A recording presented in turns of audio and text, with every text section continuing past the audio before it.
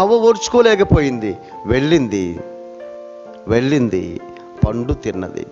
గమనించాలి, పండు తినిన తర్వాత ఒక పండో తిన్న సగం పండో తీసుకొచ్చింది. ఈ ఉద్దేశం ఏంటి? మేమిద్దరము సహవాసము, తాను చెడ్డ కోతి వనమెల్ల చెరిచిందని ఒక సామెత ఉంది. మేమిద్దరము సహవాసము గనుక నేను చెడి దేవుని చేత ఎందుకు అనిపించుకోవాలి, ఈయనను కూడా చెడగొట్టాలి. ఇటువంటి వారు కొందరు ఉంటారు. భర్త మంచి ఆత్మీయుడు, భార్య చెడగొడుతుంది. భార్య మంచి ఆత్మీయురాలు, భర్త చెడగొడతాడు. పిల్లలు మంచి ఆత్మీయులు, తల్లిదండ్రులు చెడగొడతాడు. తల్లిదండ్రులు మంచి ఆత్మీయులు, పిల్లలు చెడగొడతారు. ఒక మంచి స్నేహితుడు చెడ్డ స్నేహితుడితో సహవాసం చేసి చెడిపోతాడు. నేను చెడ్డ పొరపాటు జరిగింది అని ఈమె తప్పుని ఈమెలో కప్పిపుచ్చుకోకుండా తీసుకొచ్చింది పండు, తనను కూడా తప్పుడని చేయాలనుకుంది. మీరు గమనించాలి దేవుని బిడ్డారా, ఆదాము ఇల్లు ఇప్పుడు ఓడబెరగటానికి హవ్వమ్మ రెడీ అయిపోయింది. కొందరి జీవితాల్లో భర్త ఎంతో కష్టపడి, ఎంతో చెమటోడ్చి, ప్రయాసపడి తీసుకొచ్చి పెడుతుంటే విచ్చలవిడిగా భర్తకి విరోధంగా బ్రతికేవాళ్ళు, నువ్వెంత అనేవాళ్ళు, అరే అనేవాళ్ళు, ఒరే అనేవాళ్ళు, నానా రకాలుగా చెడిపోయిన మాటలు మాట్లాడేవారు. కుటుంబాన్ని చిన్నాభిన్నం చేసేవాళ్ళు, గొడవలు కోర్టు దాకా తీసుకెళ్లేవాళ్ళు. ఎంతమంది లేరు ఈ సమాజంలో ఇల్లు ఓడబెరుక్కునేవాళ్ళు. ఆదాము మంచోడే, హవ్వ ఆదాము జీవితంలోకి వచ్చిన తర్వాత కూడా ఆయన పండు తినలేదు. కానీ అమ్మగారు తిన్నది ఊరుకోకుండా ఒళ్ళో కోసుకొని వచ్చింది, కోసుకొని వచ్చి ఆయనకి ఇచ్చింది. ఇప్పుడు ఆదాము ఎందుకు తిన్నాడో స్పష్టత లేదు.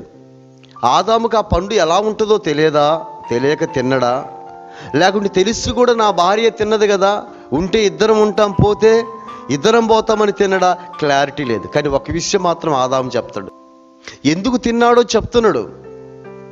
తినడము తప్పే, కానీ ఆ తప్పు నాది కాదు. కొన్ని కుటుంబాల్లో భర్త అంటాడు, నా భార్య గుండె నా కుటుంబం ఈ గతి పట్టింది. భార్య అంటది, మా ఆయన గుండె నా కుటుంబం వీధిన పడ్డది. మా పిల్లల గుండె మా బ్రతుకులు బజారు పాలైపోయినాయి. మా అమ్మా నాన్న గుండె మా కుటుంబం ఇలా విచ్ఛిన్నం అయిపోయింది. ఆదామంటాడు, నా భార్య వలననే నేను చెడిపోయా, నా భార్య నన్ను చెడగొట్టింది, నా మీదకి రామాకు దేవుడా. ఇంకొక విషయం కూడా తెలుసా, ఆదాము ఒక్క హవ్వ మీదనే కాదు నేరారోపణ చేస్తుంది, దేవుడి మీద కూడా. ఏమంటున్నాడు, నీవు నాకు ఇచ్చిన ఈ స్త్రీయే, ఒకవేళ నువ్వు నాకు ఇవ్వకపోతే నేను ఈ పని చేసేవాడిని కాదు కదా. దేవుడు వాళ్ళిద్దరికి ఒకటే మాట చెప్తాడు, హవ్వ నీవు సర్పము మాట విని, సాతాను మాట విని వద్దన్న పండు తిన్నవు గనుక, తిన్నది కాకుండా నీ భర్తకు తీసుకొచ్చి పెట్టి నువ్వు చెడింది గాక నీ భర్తను కూడా చెడగొట్టినావు గనుక నీ ప్రసవ దినముల బాధను హెచ్చిస్తున్నాను. నువ్వు వేదనతో పిల్లల్ని కందువు, నీ భర్త ఎడల నీకు వాంఛ కలుగును.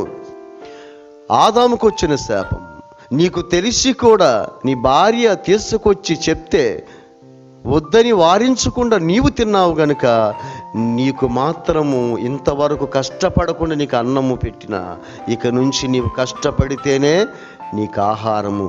నువ్వు నాటే చాలల్లో నేను ఏం మొలిపిస్తానంటే ముండ్ల తుప్పలు, గచ్చ పొదలు, ఒక్కొక్కసారి సరిగా వాన కురిపించను. మీరు వినరు గనుక నా మాట. ఇది ఆయనకు వచ్చిన శాపం.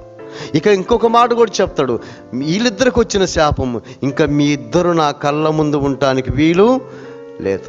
నేను మిమ్మల్ని కాపాడుతా, జాలి పడతా, నేను సృష్టించినా కాబట్టి. అయితే ఏదేను తోటలోంచి బయట ఇవ్వండి. ఇప్పుడు ఏదేను తోట నీ ఇల్లును ఓడబెరికింది ఎవరు? అవ్వమ్మ. తప్పదు మరి, ఎవరు తప్పు చేస్తే వాళ్ళ గురించి చెప్పాలి. మీరు ఈ తోటలో ఉండటానికి వీలు లేదు. ఇంకొక విషయం తెలుసా, పొరపాటున ఎప్పుడన్నా ఈ తోటలోకి వస్తారేమోనని చెప్పి ఆ తోటకు సెక్యూరిటీగా అగ్ని జ్వాలల కంచె వేసినట్ట దేవుడు. ఇంకా మీరు అడుగు కూడా పెట్టద్దు. దేవుడు కోపం వస్తే అలా ఉంటుందండి. ఎంత ప్రేమిస్తాడు అంత ద్వేషిస్తాడు. దేవుని బిడ్డారా, దేవునికి ఆదాముకి ఇప్పుడు వైరం వచ్చింది. దేవుడు ఆదాముని అసహించుకునేటట్లు జరిగింది. ఏదెను తోట నుంచి అంత ప్రేమించిన దేవుడు బయటికి నెట్టేసే విధంగా జరిగింది. దీనికి కారుకురాలే హవ్వమ్మ.